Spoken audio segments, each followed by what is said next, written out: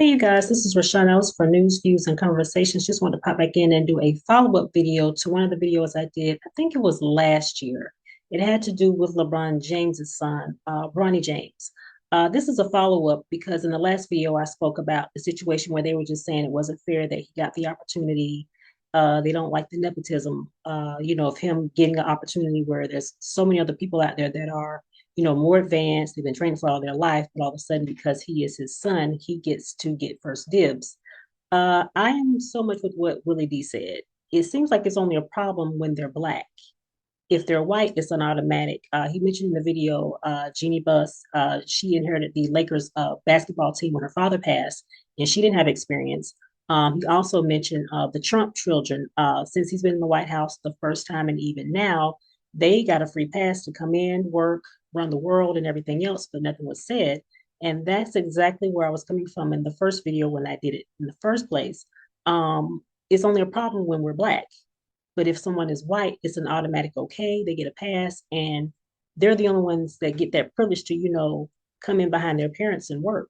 But as I stated in my first video, I thought that was the goal, to train up our children and pass the torch to them.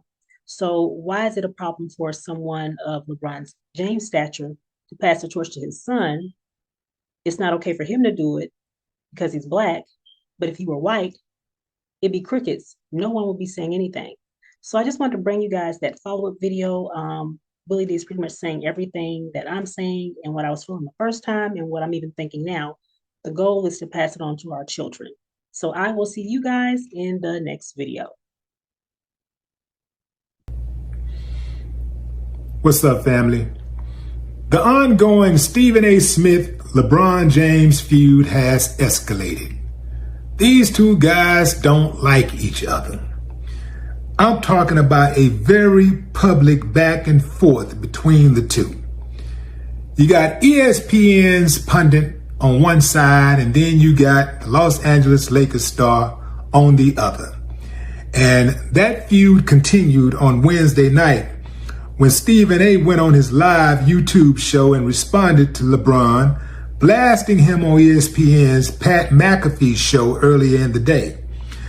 Stephen A. then opened Thursday's First Take with a monologue about the situation. The crux of the conversation is Stephen A. Smith's coverage of LeBron's son, Bronny. LeBron was so hot at Stephen A. that he approached him while sitting courtside at a Lakers game on March 6th. LeBron allegedly told Stephen A., "You got to stop talking SHIT about my son. Stop effing with my son. That's my son."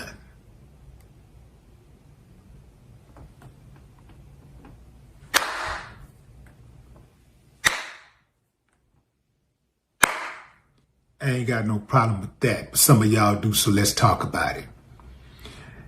So the people that got a problem with it are those who don't believe in nepotism for black folks. That's right, I said it. This ain't just about no skill sets. You got people who say, well, Stephen A. is just telling the truth, man. LeBron's son, Bronny, doesn't belong in the NBA. He shouldn't be playing on the Lakers team. There's other people could have that spot. Oh, yeah? If Stephen A. is just saying what's true, how come he didn't just say what was true when Jeannie Buss took over operations for the Lakers? When her dad died, her billionaire dad died, and she inherited a basketball team.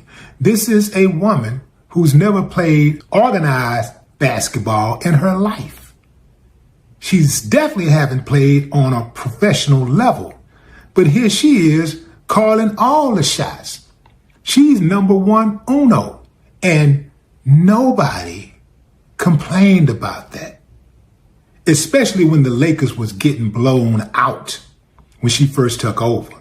They was killing them. The Lakers was getting killed. Nobody said anything about her running everything, because in a lot of people's mind, that's just how it goes. She deserves it.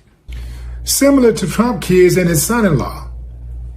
They had zero experience. Not one of them had governmental experience. Not one of them had political experience.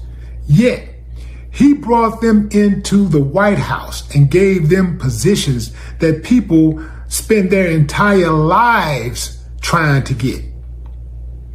He gave them positions that people have years, sometimes decades of experience in before they can get into those type of positions. And Stephen A. ain't said nothing about that. They're over there running the country. He's sending his people, his family members, his inexperienced family members all around the world, taking meetings on behalf of the United States. Yeah, where's the uproar? Where is it? Where is the outrage? Where are the insults? Where is the criticism? They only got a problem with nepotism when black folks inherit it. See, it's cool when they do it, but when we do it, fill in the blank. Yeah, man. I ain't got no problem with Bronny playing for the Lakers. I don't give a damn if you don't score 1 point. Just be on the bench and get paid, because they've been doing it for centuries. Get on that bench and get paid. I don't give a damn what kind of contributions he's. I don't care if he's just holding up the tie. I don't care if he don't even show up. Just put him on the roster. Yeah, get paid. Hell, they got guys that are on those rosters already who make the league, and some of those dudes never play. They never play. They're always sitting at the end of the bench. Some of those guys might play 2-3 times in a game, and if they do play, they bring them out during trash time, when it's cleanup time, when the game has already been decided. So while LeBron can't bring his son in and give him some action. Now, the other day, Bronny scored 17 against the Milwaukee Bucks. And then he scored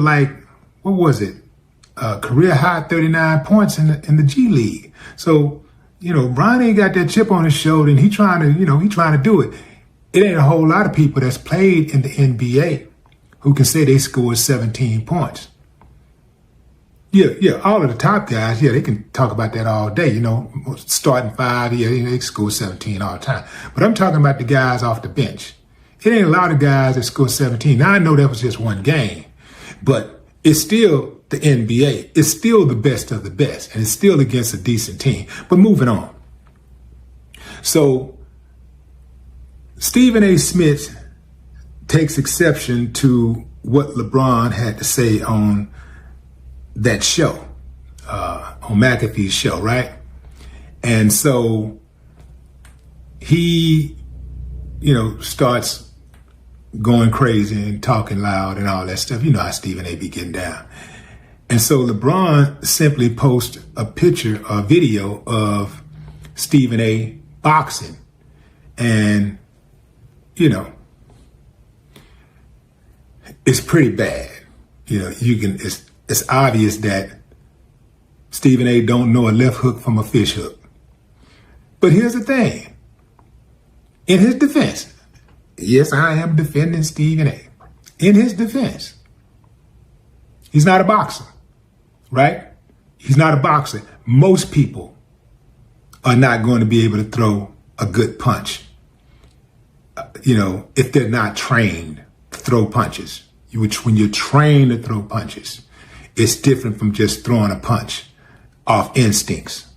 And even if somebody is training you, you might not pick it up right away. Even if you're being trained by somebody that's good, you may not pick it up right away because you spent your whole life throwing a punch a certain way. And I don't think that Stephen A. been squabbling. He probably throw punches in the mirror or whatever. But in any event, I wasn't expecting to see anything spectacular from a Stephen A. Smith workout session, a Stephen A. Smith boxing workout session. But a few celebrities had something to say about it. Clarissa Shields said that it was a beautiful comeback, talking about LeBron's clapback on Stephen A. for his words that he had on his show. Clarissa said that the video that LeBron posted was a good comeback. Cedric the Entertainer said, this is 50 Cent level of trolling. Matt Barnes said, you ain't SHIT with laughing emojis. And Busta Rhymes also left some laughing emojis. And there were several other people who had something to say about that. DC Youngfly told LeBron, man, chill, with laughing emojis. Arsenio Hall said, what's up with this combination? Fighting a man and his goat? My observation is this seems more like an orchestrated spectacle than a genuine conflict. Both of these guys are incredibly influential in the sports world. Stephen A. Smith is a loud, opinionated sports commentator who likes to stir the pot. He's going to make bold statements to draw attention to himself and, get people riled up. While LeBron is a global icon who's more concerned about his legacy and keeping things professional off the court. This is not going anywhere. I don't know why Stephen A. Smith thought it was necessary to say that he would have Will Smith LeBron James. Didn't go over too well at all. But here's the thing. What was he supposed to say in addressing the situation? If LeBron was going to keep talking about it, then Stephen A. is going to respond. And if you're talking about getting into something physical, what was he supposed to say? If LeBron was to put hands on him, what was he supposed to say? A pair of lips would say anything, but what was he supposed to say? And what was he supposed to do? Because, man, I don't give a damn if it's a monster. If somebody put their hands on me, I'm swinging. I look at it like, man, shit, I'm damned if I do, damned if I don't. If it's going down, let's get it over with. But what say you, fam? Drop a comment. I'd love to hear your thoughts. No more talk.